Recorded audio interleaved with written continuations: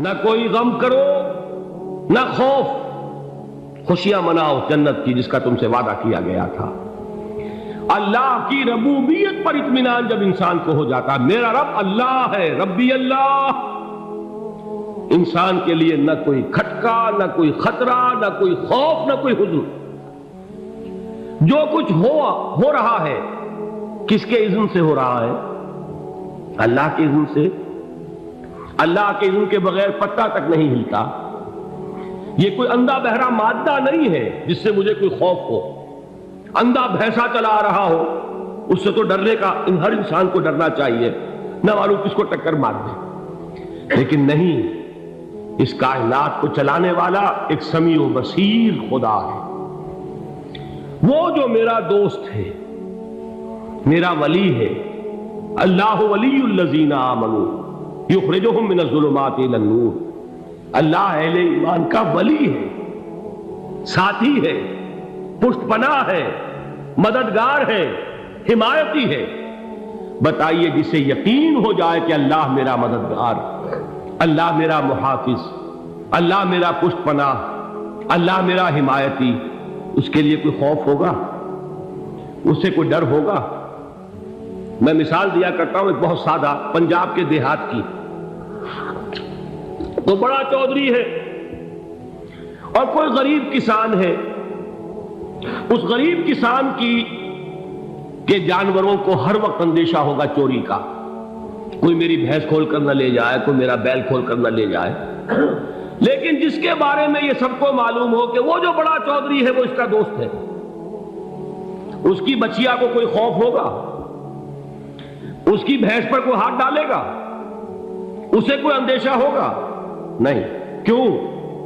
کہ وہ بڑا چودھری، بڑا اس کا یہاں کا سردار، جاگیردار، سب کو معلوم ہے وہ میرا دوست ہے، کوئی میرے خلاف اقدام نہیں کر سکتا۔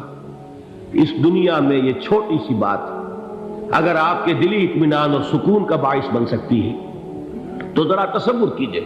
میں لفظ تصور استعمال کروں گا صرف اس لیے کہ اس کا ہم جس کو کہتے ہیں ادراک اور شعور کر نہیں سکتے، اگر کے ساتھ کر سکتے۔ اگر یقین ہو کہ اللہ میرا مددگار اور یقین ہو کہ اللہ ہر آن میرے ساتھ ہے، پھر کوئی خوف؟ کس کا خوف؟ کوئی شے اللہ سے بالا تر ہے؟ کوئی قوت اس سے زیادہ طاقتور ہے؟ کوئی اس کے ارادے کو بدلنے والا ہے؟ کوئی اس کی مشیت کے آڑے آنے والا ہے؟ یہی بات ہے جو حضور نے فرمائی۔ یہ ایمان کا حاصل ہے لب لباب، کہ دیکھو اچھی طرح اس بات کو ذہن نشین کر لو، اگر تمام انسان مل کر تمہیں کوئی نقصان پہنچانا چاہے نہیں پہنچا سکتے، مگر جو کچھ اللہ نے لکھ دیا ہو، اور تمام انسان مل کر تمہیں کوئی نفع پہنچانا چاہے نہیں پہنچا سکتے، مگر وہ شے جو اللہ نے طے کر دی۔ آپ پھر میں کہوں گا ذرا طاری کیجئے، اسے فرض کیجئے، اسے سوچئے۔ اگر اس حدیث پر ہمارا دل ٹھکا ہوا ہو تو کسی سے ڈر ہوگا؟ یہ مجھے نقصان نہ پہنچا دے، یہ میری رپورٹ خراب نہ کر دے، یہ میری انکریمنٹ نہ رکوا دے، یہ میرا یہ نہ بگاڑ دے، یہ میرا یہ نقصان نہ پہنچا دے۔ اس کا ڈر، اس کا ڈر، اس کا خوف، اس کی خوشامد، اس کے لیے جا کر طرح طرح سے اپنی عزت نفس کو ذلیل کروانا اس کے سامنے، یہ سب کچھ کیوں کرتا ہے انسان؟ جب سمجھتا ہے کہ اس کے ہاتھ میں میرا کوئی نفع ہے، اس کے ہاتھ میں میرے لیے کوئی ضرر ہے، یہ مجھے کوئی غضب پہنچا سکتا ہے، یہ مجھے کوئی نقصان پہنچا سکتا ہے، یہ میرا کوئی کام بنا سکتا ہے، یہ میری کوئی ضرورت پوری کر سکتا ہے، اسی کا نام شرک ہے۔ جہاں آپ نے یہ سمجھا کہ غیر اللہ کے اندر کوئی طاقت موجود ہے، وہی شرک ہے۔ بتوں سے تجھ کو امید ہے، خدا سے نومیدی، مجھے بتا تو صحیح اور کافری کیا ہے؟ شرک تو یہ ہے جس پر بھی تمہیں یہ خیال ہے، کلمہ ہے یہ کلمہ سوم، لا حول ولا قوت الا باللہ۔ ذرا اس پر دل کو کبھی اگر آپ تصور کریں، پھر فرض کریں، دل ٹھک جائے اس پر، کوئی طاقت نہیں۔ یہی بات تھی جو شیخ عبد القادر جیلانی رحمۃ اللہ علیہ نے اپنی وصیت میں اپنے بچے سے کہی۔ 11ویں دینے والے ہیں لیکن حضرت شیخ عبد القادر جیلانی کی وصیت اور تعلیمات کو کتنے لوگ ہیں جانتے ہو؟ یہ جن مقامات تک پہنچے ہیں وہ کس چیز کی بدولت پہنچے؟ انہوں نے جو پیغام دیا وہ کیا تھا؟ اے میرے بچے، جس طریقے سے قرآن مجید میں حضرت لقمان کی نصیحتیں جو ہے نقل کر دی گئی ہیں، میں یہ عرض کروں گا بالفرض اگر قرآن حضرت عبد القادر جیلانی کے بعد نازل ہوا ہوتا تو شیخ عبد القادر کی یہ نصیحتیں بھی قرآن میں درج ہوتی۔ اتنی اونچی نصیحتیں ہیں۔ اے میرے بچے، اس حقیقت کو ذہن نشین کر لے، لا فاعل فی الحقیقت ولا مؤثر الا اللہ۔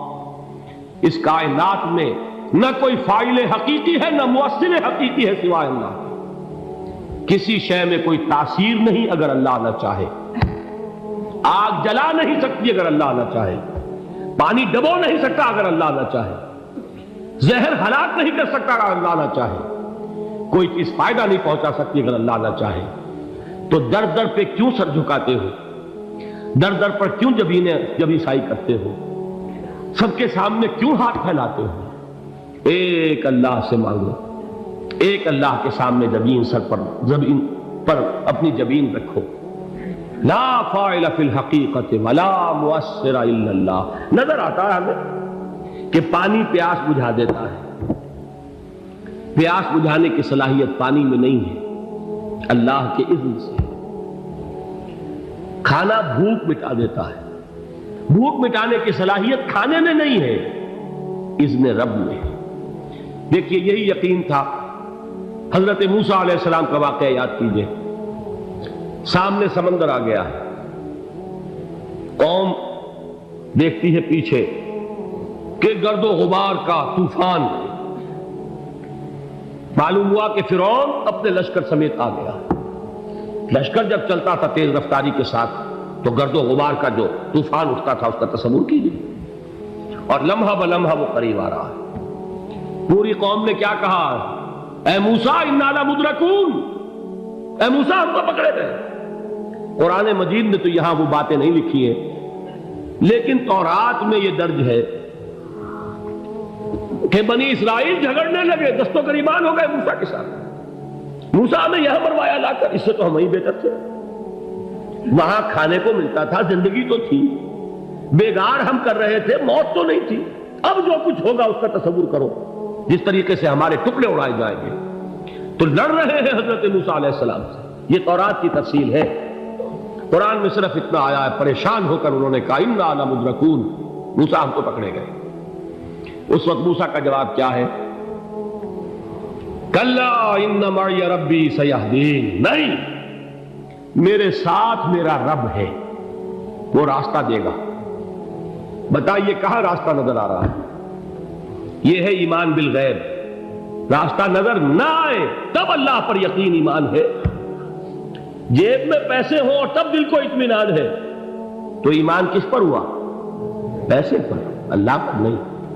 جب وسائل و ذرائع نہ ہو اور پھر یقین ہو کہ اللہ مسبب الاسباب ہے، وہ اسباب کا پابند نہیں ہے، وہ اسباب کا محتاج نہیں ہے، اسباب اس کے محتاج ہے۔ اگر یہ یقین ہے تو اللہ پر ایمان ہے، یہ نہیں ہے تو تمہارا ایمان اسباب پر ہے، وسائل پر ہے، ذرائع پر ہے، مادیات پر ہے، اللہ پر نہیں۔ اس وقت کہاں راستہ تھا؟ کوئی راستہ تھا؟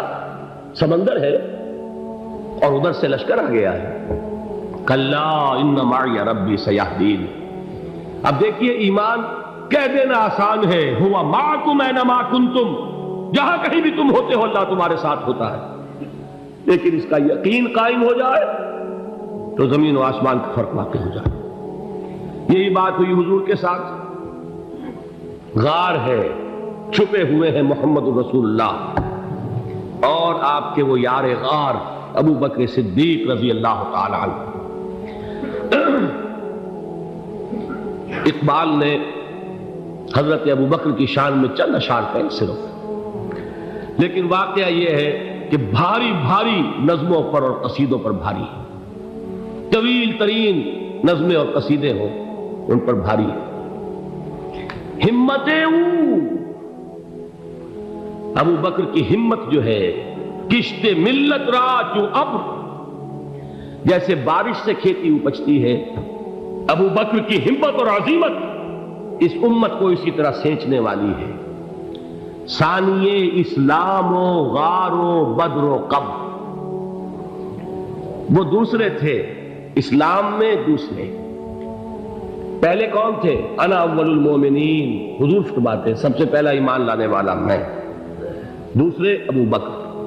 ویسے ہمارے ہاں یہ چلتا ہے اختلاف، حضرت علی پہلے ہیں کہ حضرت ابو بکر پہلے ہیں، لیکن اس میں بڑی خوبصورت تطبیق قائم کی ہے علماء نے، اور بہت صحیح ہے۔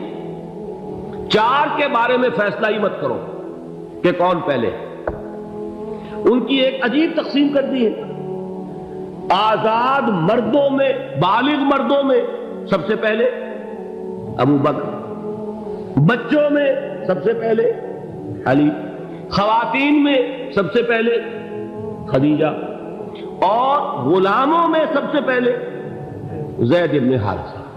بڑی پیاری تقسیم ہے، یہ چاروں ہی پہلے ہیں، ہر ایک کے لیے اولیت ہے۔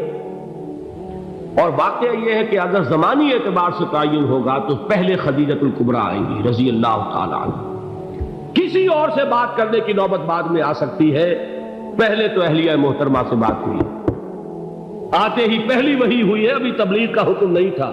کس کو بتایا واقعہ؟ ابھی اپنی نبوت کی تبلیغ کا تو حکم ہی نہیں آیا، واقعہ کس کا ہے؟ وہ خدیجہ کا ہے۔ جب کہا ہے کہ خشیت علی نفسی، مجھے اپنی جان کا اندیشہ ہے، تو کیا جواب دیا خدیجہ نے رضی اللہ تعالی عنہا؟ وہ صدیقۃ الکبریٰ ہے، صدیقات جو ہے خواتین ان میں چوٹی پر خدیجۃ الکبریٰ ہے رضی اللہ تعالی عنہا، اور صدیق جو مرد ہیں ان میں صدیق اکبر ہے ابو بکر صدیق رضی اللہ تعالی عنہ، لیکن صدیقات میں چوٹی پر۔ جب حضور نے فرمایا خشیت علی نفسی، کیا فرمایا، کیا عرض کیا، کیسے تسلی دی؟ نہیں نہیں، اللہ آپ کو ضائع نہیں کرے گا، آپ غریبوں کے ہمدرد ہیں، آپ مساکین کے تکالیف رفع کرنے والے ہیں، آپ بیواؤں کی سرپرستی کرتے ہیں، آپ مسافروں کی خدمت کرتے ہیں، اللہ آپ کو ضائع نہیں کرے گا۔ یہ یقین ہے اس خاتون کے اندر۔ خیر وہ ایک علیحدہ بات ہو جائے گی۔ میرے دل پر حضرت خدیجہ رضی اللہ تعالیٰ عنہ کی شخصیت کا بڑا گہرا نقش ہے، جو وہ کوئی اور ہی وقت اور موقع ہوا تو بیان ہوگا۔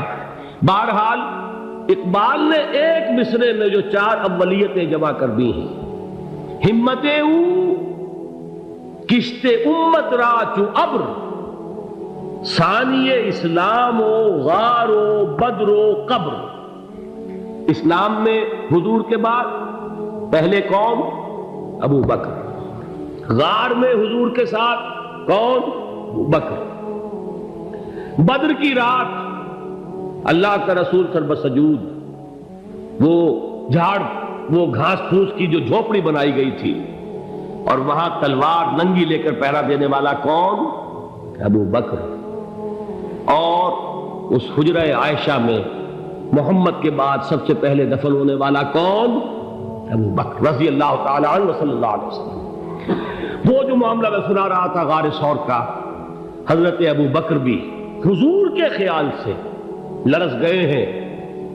آپ کو یاد ہوگا کہ جا کر پہلے تمام جتنے سوراخ تھے انہیں بند کیا، ایک سوراخ رہ گیا تھا جس کو بند کرنے کے لیے کوئی کپڑا نہیں تھا، وہاں اپنی ایڑی رکھی ہے، تب کہا ہے حضور سے تشریف لائیے، اور اپنے زانو پر حضور کو لٹایا ہے، اور وہاں کسی موذی جانور نے کاٹا ہے، حضور کی آنکھ لگ گئی تھی، اس وقت اس بل کے اندر جو بھی بچھو ہے کیا ہے واللہ عالم، اس نے کاٹا ہے، اس کی تکلیف کی وجہ سے ابو بکر کی آنکھوں سے آنسو ٹپک گئے، حضور کے چہرے مبارک پر پڑے ہیں، تو حضور جاگے ہیں، معاملہ کیا ہے؟ ایڑی نہیں ہٹائی وہاں سے، مبادا وہ جانور وہاں سے نکل کر محمد الرسول اللہ کو کوئی گزن پہنچا دے، ابو بکر کی ایڑی ہے، جس طرح چاہے کھا لے، ختم کر دے، جان نکل جائے تب کوئی آنچ آئے، محمد پر تو آئے، لیکن جیتے جی نہیں۔ وہ ہے ابو بکر۔ حضور کے خیال سے اس وقت حضور نے پھر اپنا لعاب دہن لگایا ہے، اور اس سے پھر آپ کی تکلیف ختم ہوئی۔ جیسے خیبر میں حضرت علی کی آنکھ دکھ رہی تھی، اس کو جو شفا حاصل ہوئی ہے وہ بھی حضور کے لعاب دہن سے ہوئی۔ تو بہرحال اس وقت انہوں نے کہا ہے کہ اے نبی یا رسول اللہ، اگر اس وقت ان میں سے کسی نے غیر ارادی طور پر بھی اپنے قدموں کی طرف جھانک لیا تو پکڑے جائے، کیا جواب تھا اللہ کے رسول کا؟ لا تحزن ان اللہ معنا، اللہ ہمارے ساتھ ہے، کیوں گھبراتے ہو ابو بکر؟ یہ ہے ایمان باللہ، میرا مالک اللہ، میرا رازق اللہ، میرا محافظ اللہ، میرا مددگار اللہ، میرا پشت پناہ اللہ، میرا دوست اللہ۔